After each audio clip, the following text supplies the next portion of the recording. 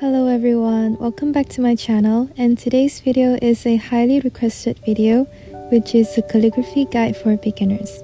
So before I start this video, I want to clarify that I'm not a professional of any sort, and this is just based on my personal experiences.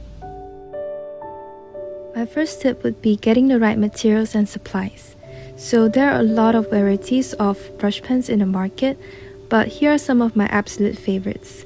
The first one is the Tombow dual brush pen, which I normally use for larger size lettering, and the second one is the Tombow fudenosuke pen, and the third one is the pentel sign pen, which I normally use for smaller size lettering because they have finer tips and they are so much more precise. And lastly, we have the Artline Supreme brush marker, which I seldom use, but it's still a nice brush marker as well. And for the paper, it is best to use smooth paper instead of textured paper because textured paper might fray your brush pens. And I also recommend beginners to use grit papers because they act as an excellent guide when learning calligraphy. My second tip is mastering the basic strokes. So in calligraphy, there are two basic strokes that you need to be familiar with. The first one is the thin up stroke where you apply less pressure as you move upwards.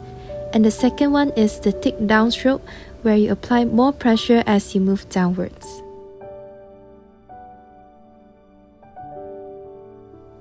And after that, you can practice connecting both the strokes by doing wavy lines like these. By doing this practice, you are able to get a better control of your pressure when writing calligraphy later on. Another tip is to not hold your brush pen like how you're holding your pencil, because if you're holding your brush pen like that, it would be difficult to get the perfect downstroke. In fact, you should hold your brush pen in a slanted position so you can get the perfect downstroke. My third tip is to understand how the basic strokes work on alphabets. As you can see here, I'm writing the letter A and I'm using my black pen to illustrate where is the downstroke and where is the upstroke. Just bear in mind that when it is a downstroke, you should apply more pressure, and when it is an upstroke, you should apply less pressure.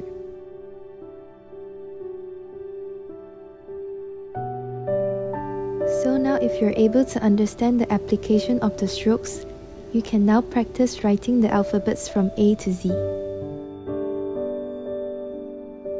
My fourth tip is to find your own style of writing. This is because different people have different styles of writing their letters, so it is important for you to find the style that you feel the most comfortable with.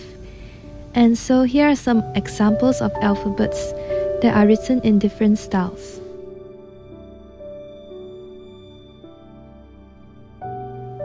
And now that you have found your style of writing your letters, it is time for you to combine them into a word.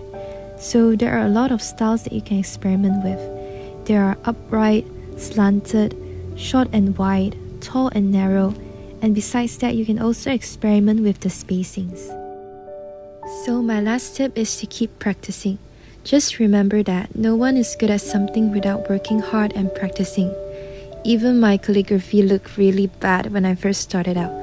But if you keep on practicing, I'm sure that you will do well.